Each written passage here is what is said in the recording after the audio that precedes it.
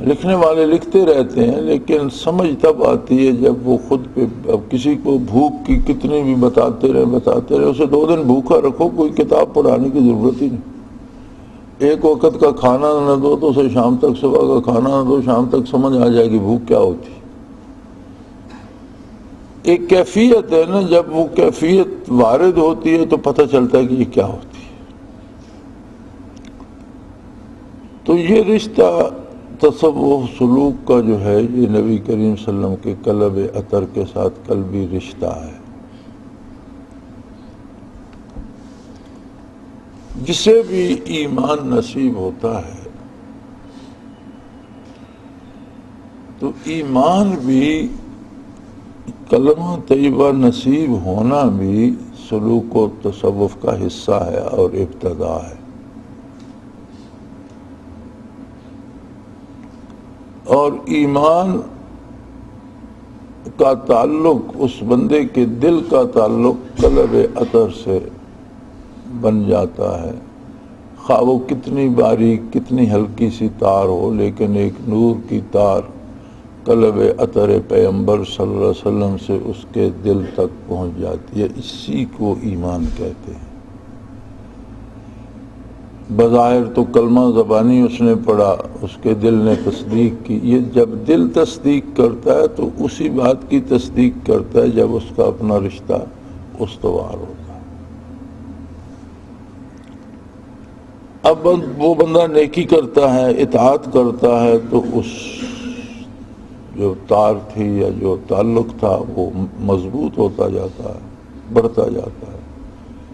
نافرمانی کرتا ہے تو اس میں کمزوری آنا شروع ہو جاتی ہے، اور اگر وہ ٹوٹ جائے تو بندہ مسلمان نہیں رہتا۔ آپ نے دیکھا لوگ مسلمانوں کے گھروں میں پیدا ہوتے ہیں اور گمراہ فرقوں میں چلے جاتے ہیں۔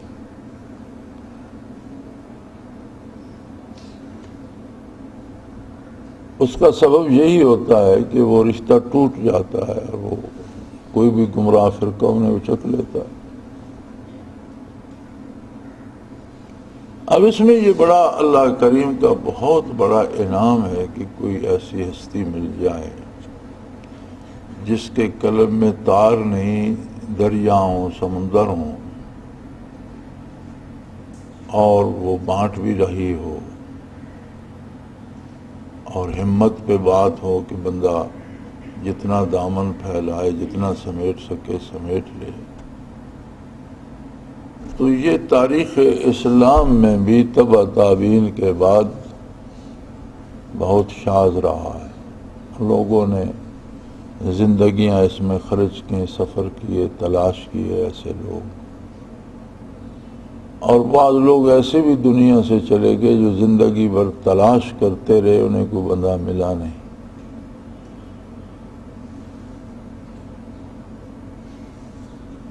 تو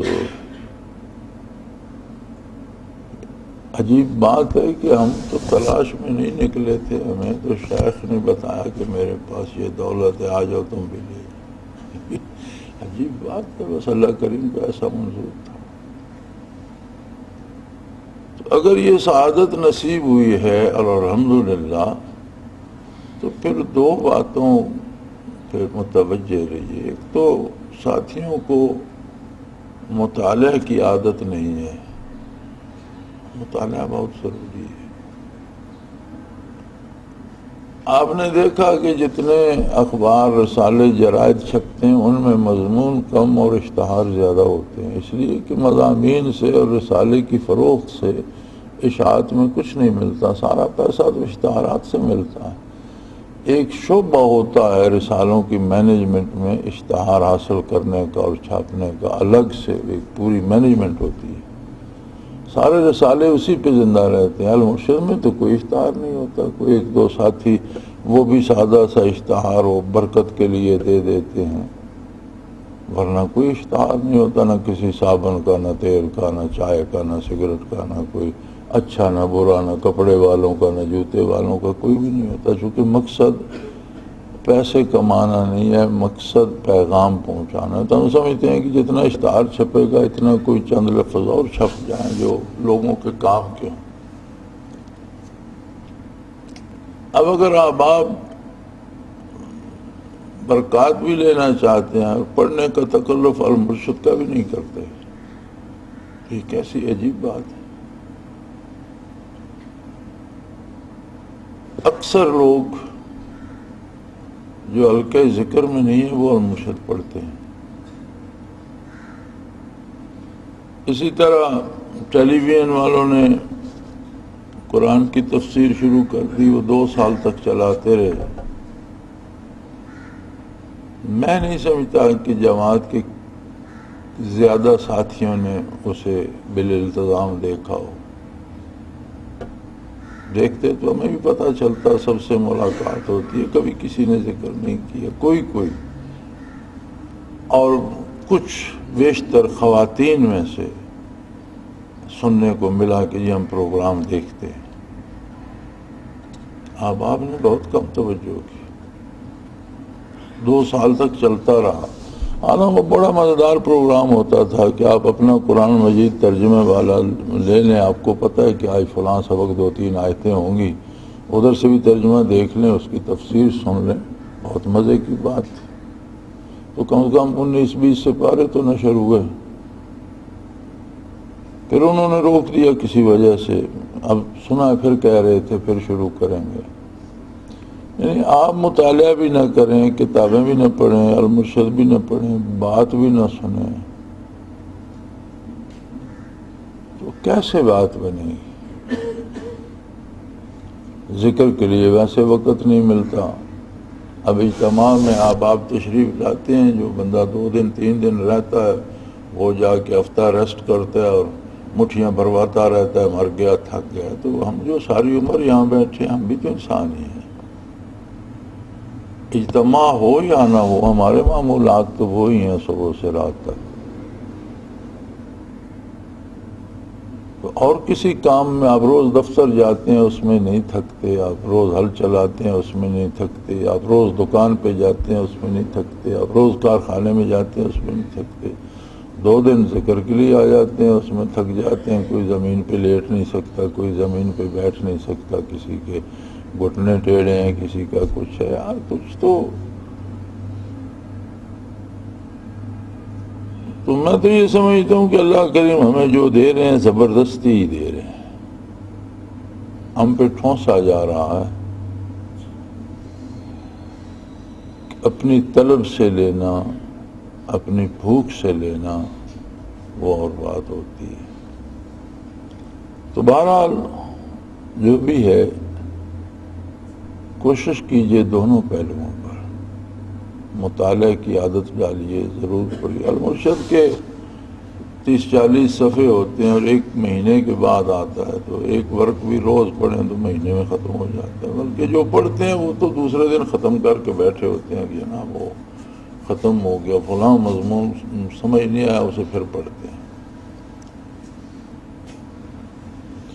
اس لیے میں آپ سے کہتا تھا کہ آپ کے بیشتر سوال وہ ہیں جو کتنی دفعہ شائع ہو چکے ہیں. اگر آپ مطالعہ کرتے ہوتے تو ان کی نوبت نہ آتی. اس لیے نہیں کہتا کہ میں سوال پوچھنے سے منع کر رہا ہوں. میرا مقصد یہ تھا کہ آپ مطالعہ کیجئے.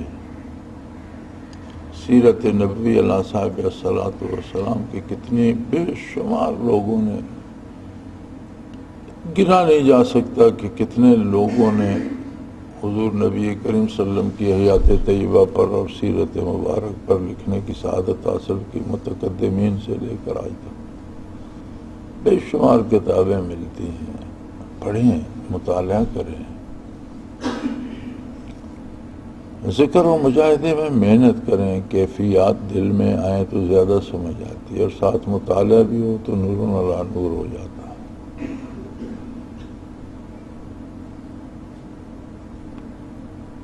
اور عجائبات کا صدور معیار نہیں ہے، معیار اصلاح نفس اور اصلاح قلب ہے.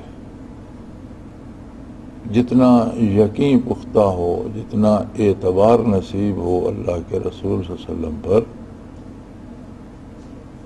اتنا سمجھیں کہ ذکر سے فائدہ ہو رہا ہے. اور جس قدر اعمال و کردار میں اللہ اصلاح کی توفیق دے، گناہ سے ڈر لگنے لگے، نیکی پسند نیکی کی طلب آئے، چونکہ مان تو آخر سارے جائیں گے،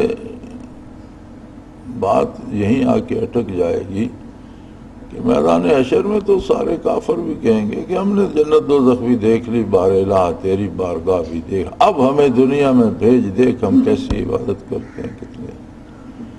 فرمایا وہ ماننا وہ تب تھا جب میرے نبی کے کہنے پہ مانتے، اب دیکھ کے تو انکار کرنے کی گنجائش ہی باقی نہیں رہ جاتی۔ تمہارے پاس چوائس جب تھی تب تم نے انکار کیا،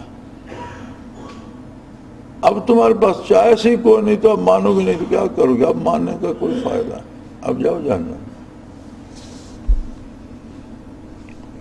تو اللہ کریم توفیق دے تو دونوں پہلوؤں پہ محنت کیجیے، روزی بھی کمانا ہے، بچے بھی پالنے ہیں، زندگی کے سارے بکھیڑے ہیں اور سارے کرنا ہے، لیکن اگر ان پہ اطاعت پیغمبر کی چھاپ لگ جائے تو یہ سارے رکوع و سجود بن جاتے ہیں۔ آپ صلی اللہ علیہ وسلم نے فرمایا کہ مومن جو اپنے بچوں کو کھانا دیتا ہے وہ بھی اس کا صدقہ شمار ہوتا ہے، اس پہ بھی اسے ثواب ملتا ہے۔ تو عرض کی کہ یا رسول اللہ یہ تو اس کے ذمہ واجب تھا نان و نفقہ، تو فرمایا واجب کی تعمیلی عبادت ہوتی ہے، اب نماز فرض ہے تو نماز کی ادائیگی عبادت ہے نا، تو اگر نان و نفقہ واجب ہے تو واجب کی ادائیگی عبادت ہے نا، تو بچوں کو کھانا کھلاتا ہے تو اس کو اللہ اس کا اجر بھی دیتا ہے۔ یعنی زندگی کا ہر کام عبادت بن جاتا ہے اگر اس پہ نبی کریم صلی اللہ علیہ وسلم کی اطاعت کی چھاپ لگ جائے۔ تو کوشش کیجئے، اللہ کریم توفیق دے، ہماری خطاؤں سے درگزر فرمائے، اور ایک دو دن رہ گئے ہیں، سوالوں والی رونق لگائے رکھیے، کچھ نہ کچھ حاصل ہو ہی جاتا ہے۔ الحمدللہ رب العالمین، والصلاة والسلام علی اللہم ربنا لا تقتلنا بغضبک ولا تہلکنا بعذابک واعف عنا اللہم ربنا لا تسلط علینا من لا یرحمنا انت ولینا فی سفرنا وحزننا فی صلی اللہ تعالی علی حبیبی برحمتک اللہ اللہ اللہ اللہ اللہ اللہ اللہ اللہ۔ حضرت امیر محمد اکرم آوان مد ذلہ العالی دارالعرفان منارہ ضلع چکوال میں سالہ سال سے قرآن و حدیث کے اوپر خطابات کر رہے ہیں اور سلسلہ نقشبندیہ اویسیہ کے مطابق لوگوں کو ذکر الہی کی تربیت دے رہے ہیں۔ وہ قرآن پاک کی تفسیر ترتیب وار بیان کر رہے ہیں۔ تفسیر قرآن کو وہ موجودہ ملکی اور بین الاقوامی حالات کے مطابق بیان کرتے ہیں۔ موٹر وے سے کلر کہار کے انٹرچینج سے نکلتے ہوئے، کلر کہار کی جھیل سے ہوتے ہوئے، میانی، بوچھال اور نورپور سے گزرتے ہوئے دارالعرفان منارہ پہنچ سکتے ہیں۔ حضرت امیر محمد اکرم آوان نے بچیوں اور بچوں کی دینی اور دنیاوی تعلیم کے لیے سقارہ اکیڈمی کے نام سے ایک درسگاہ بھی قائم کی ہے، جس کا افتتاح ملک پاکستان کے صدر جنرل محمد ضیاء الحق نے اپنے دست مبارک سے کیا تھا۔ وہ تمام احباب جو اسلام کی طلب رکھتے ہیں ان سے گزارش ہے کہ دارالعرفان منارہ ضلع چکوال میں امیر محمد اکرم آوان صاحب کے خطابات سے مستفید ہوں۔ وہ ہر جمعے کو نماز سے پہلے بیان فرماتے ہیں۔ ہر ماہ کی پہلی اتوار کو ماہانہ اجتماع ہوتا ہے جس میں آپ خصوصی خطاب فرماتے ہیں اور پاکستان کے چاروں صوبوں سے احباب اس اجتماع میں شرکت کرتے ہیں۔ اس کے علاوہ یہاں سال میں 2 مرکزی اجتماعات بھی ہوتے ہیں، ایک رمضان المبارک میں اعتکاف کا اجتماع اور دوسرا جولائی اور اگست میں 40 دن کا اجتماع ہوتا ہے جس میں روحانی تربیت کی جاتی ہے۔ اپنا خون سیماب دے کر اتنا ہم کر جائیں گے، نام آقا کا چمن میں پھر رقم کر جائیں گے۔